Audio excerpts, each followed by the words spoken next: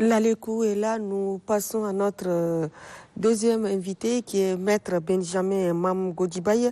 Bonjour Maître. Bonjour Madame. Avec vous, il sera question de parler des droits et devoirs. Veuillez nous expliquer ce que signifie droits et devoirs. Est-ce qu'il y a chevauchement entre ces deux mots? Alors le thème c'est plutôt la religion et droit. Ouais. Quelles sont les corrélations qu'on peut mettre entre les deux? Est-ce que la religion reconnaît l'existence du droit? Est-ce que le droit, pareillement, reconnaît l'existence de la religion? Merci. Le thème, le droit et la religion constitue un thème d'actualité et transversal. L'évoquer ce matin est une bonne initiative et je profite de cette occasion pour vous dire merci. Pour comprendre et répondre à votre question, il importe de définir un peu les deux concepts pour permettre à tout le monde d'être dans le bain. Le droit, on peut le désigner par le droit en petites lettres, en D, et le droit en grand D. Oui. D'accord. Voilà. Alors, le droit avec petit d signifie des avantages, des prérogatives reconnus à un individu. Par exemple, le droit d'acheter un terrain. Voilà, le droit avec grand D, c'est l'ensemble des règles qui régissent la société. Et on parle par exemple droit civil, droit pénal, ainsi de suite. Quant à la religion, c'est l'ensemble des dogmes, des croyances qui régissent la relation entre l'homme et le divin. Alors, le droit et la religion sont deux systèmes normatifs, c'est-à-dire qui règlent la vie de la société, des préceptes. Donc, ils ont une même vocation. Ils ont même vocation pour instaurer la paix dans la société, la paix entre les individus et prochains les uns avec les autres. Alors, pour répondre à votre question, le droit... La reconnaissance. Oui. Inversement, est-ce que les deux se reconnaissent? Oui. Les deux se reconnaissent et se distinguent. Voilà. D'abord, les deux se reconnaissent parce que la religion influence beaucoup le droit. Par exemple, vous avez dans la religion, c'est écrit dans le Coran comme dans la Bible, vous n'avez pas le droit de tuer. Et ça, dans le code pénal, c'est prévu l'homicide. L'homicide qui est puni, l'homicide volontaire, le fait d'assassiner quelqu'un, l'homicide involontaire, le cas d'accident on vient de l'évoquer. Alors, la religion interdit ça. La religion aussi dit que vous devez travailler jusqu'à un moment donné 6 jours, et le 7e jour, c'est le repos. C'est le repos dominical qui est prévu aussi dans le Code du travail. La religion dit aussi que vous ne pouvez pas dire des mensonges, des faux témoignages. Et c'est le faux témoignage aussi qui est prévu dans le Code pénal. Alors, là où il peut y avoir maintenant opposition, par exemple, dans le droit musulman, il est interdit d'établir la filiation d'un enfant naturel. Alors que le droit dit que tout enfant, qu'il soit issu d'un mariage ou bien d'une aventure, est reconnu par le géniteur. C'est ce que dit la loi. Et aussi, dans la Bible, dans la religion catholique, le mariage est est incompatible avec le divorce. C'est-à-dire, dans la religion catholique, on ne permet pas le divorce. Alors que la loi dit, mais si la vie commune est devenue impossible, on donne des raisons pour lesquelles le couple peut se séparer. Donc à ce niveau-là, il y a opposition entre la religion et le droit. Et le droit. Maintenant, en ce qui concerne le chevauchement, le chevauchement, je vais évoquer deux concepts. D'abord, l'extrémisme religieux et l'amateurisme religieux. L'extrémisme religieux, c'est l'interprétation du Coran ou bien l'interprétation de la Bible. L'extrémisme radical, bon, ça c'est tout ce monde qu'on connaît, les terroristes, voilà, il faut tuer au nom de la religion. Ça c'est l'extrémisme radical. Mais au Tchad aussi, il y a cet extrémisme modéré. Extrémisme modéré, parce que dans le Coran, il est dit qu'une fille musulmane ne peut pas épouser un chrétien. Voilà, un croyant. C'est ce que dit le Coran. Ouais, ce que dit le Coran. Bon, à moins que madame me rapporte la preuve contraire, mais c'est dit que une fille musulmane ne peut pas épouser un non-croyant. Voilà, c'est ce qu'il dit dans le Coran. Mais dans nos pratiques maintenant, on interdit à une fille musulmane d'épouser un chrétien. Or, un chrétien est un croyant. C'est un croyant. Alors, le Coran voudrait qu'il n'y ait pas que la fille musulmane épouse un mécréant, celui qui ne connaît pas la religion, celui qui ne connaît rien dans ça. Donc, or, le droit permet à toute personne, tout individu, voilà, que ce soit chrétien, que ce soit musulman, de s'unir dans le mariage. Donc, ça, c'est cette pratique empiète sur le droit. Voilà. Et un autre exemple d'extrémisme religieux modéré, c'est le Nouvel An. Moi, mes clients m'ont dit clairement que le 1er janvier, c'est une fête chrétienne, donc on ne doit pas présenter les vœux de santé, de prospérité, voilà. Ils ont fait un développement concernant les Saint-Sylvestre.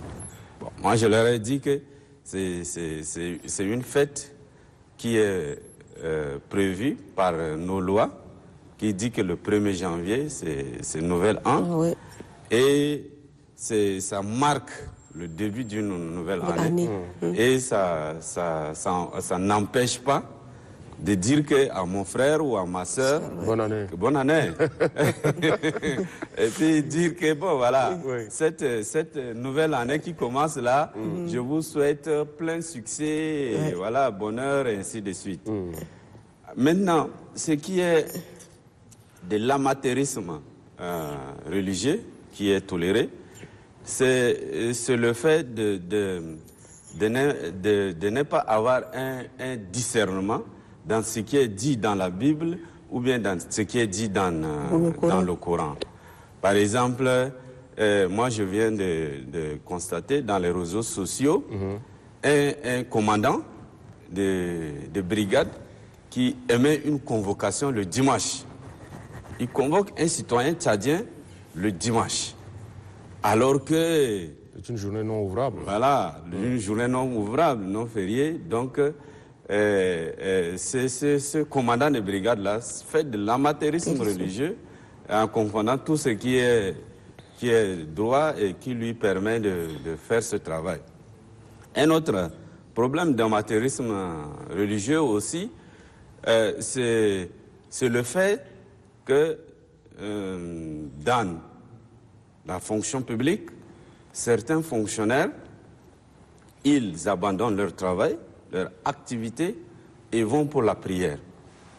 Par exemple, nous, au niveau du palais de justice, il y a des juges qui suspendent les audiences pour aller prier. Ouais. Vous voyez? Et cela ne joue pas sur le jugement?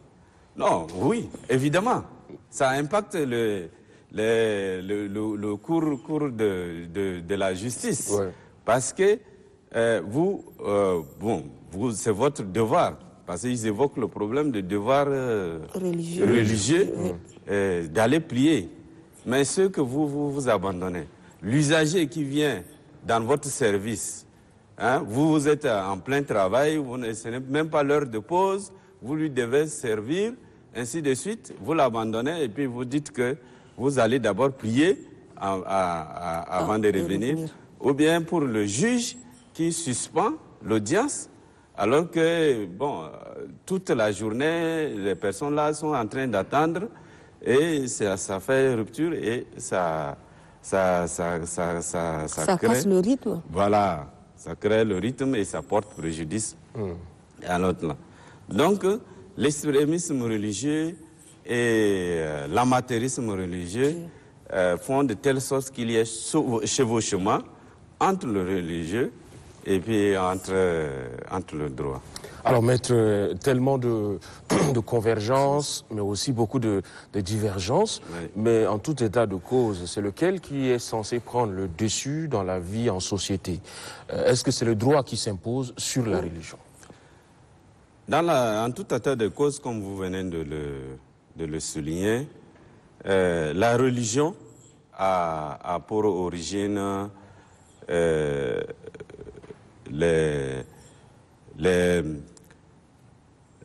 comment on dit? C'est privé? Oui, les privés et tout ce qui est révélation. Voilà, tout ce qui est révélation à l'homme par rapport à Dieu. Or, le droit, c'est la volonté des hommes qui ont conduit les députés à voter la loi. Donc, ce qui doit primer, et pour une bonne société, pour la paix au Tchad, ce qui doit primer, c'est le droit. C'est le droit. C'est le droit qui doit primer sur la religion. Parce que les règles qui sont établies ne tiennent pas compte uniquement de ce qui est de la confession religieuse ou de tout qui est personnel à chaque individu, parce que la loi est d'ordre général et ça prend en compte tout le monde. Donc c'est le droit qui doit toujours prévaloir sur la religion. C'est donc le droit qui doit régir la vie en société. Mais dans tout ça, oui, on a des personnes qui ne croient pas aussi, les athées et tout ça, qui sont là. Oui. Ceux-là, oui, qu'est-ce que le droit dit d'eux? Le droit prend en compte tout le monde, n'abandonne personne. Et c'est pourquoi les athées et les animistes doivent se soumettre à la loi. Ouais. Comme on le dit, personne n'est au-dessus de la loi. Et les athées, et tout le monde est concerné. Personne n'est exclu ni hors de la loi. Que ce soit un citoyen tchadien, que ce soit un citoyen étranger, tout le monde a un dénominateur commun, l'application de la loi. Tout le monde doit bénéficier de ce que la loi prévoit et ce que la loi dit.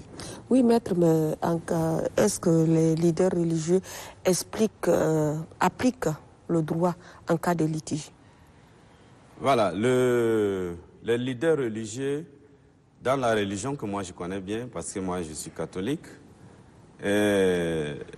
la partie qui permet aux religieux de régler les problèmes de droit, c'est le processus de conciliation. C'est le processus de conciliation. Alors, la conciliation, il faudrait mettre tout le monde d'accord. Si moi j'ai un litige avec tel frère, le leader religieux appelle le frère et puis il nous met, et si on s'entend, tant mieux. Si on ne s'entend pas, bon, on laisse le droit. Mais en cas il y a certains leaders religieux qui prennent aussi parti Parce qu'il y a Parfait qui a porté plainte contre X et voilà, Parfait est de ma religion, je dois forcément le soutenir. Non, comme je le disais là, le mécanisme, ça dépend des religions. Religion catholique, comme je vous le dis, mais dans la religion musulmane, c'est beaucoup développé. Parce que dans le Coran, par exemple, la gestion des héritages, est prévue dans le Coran, la gestion des accidents, des diyas, c'est prévu aussi dans le Coran. Oui. Et si on dépose plainte, ce que le religieux fait, c'est de régler de façon unanime. Mais dès lors qu'il n'y a pas conciliation, il envoie le dossier au tribunal. Vous voyez le problème de succession qui arrive. Il y a eu un drame, si vous vous rappelez. Les imams, ils n'ont pas pu bien gérer les problèmes de succession. Et puis après, ça a causé des drames. Mais dès lors que les héritiers ne sont pas d'accord, ils ont cette possibilité de saisir les instances compétentes, saisir le juge. Et il faut se limiter. Les leaders religieux, leur rôle, c'est de se limiter à la conciliation. S'ils parviennent à concilier les parties qui ont le litige, tant mieux. S'ils ne parviennent pas, ils passent la main maintenant au droit qui est régi par des textes applicables et les juges vont les développer et les appliquer. Alors, Maître Benjamin Mamgoudjibaye, merci beaucoup.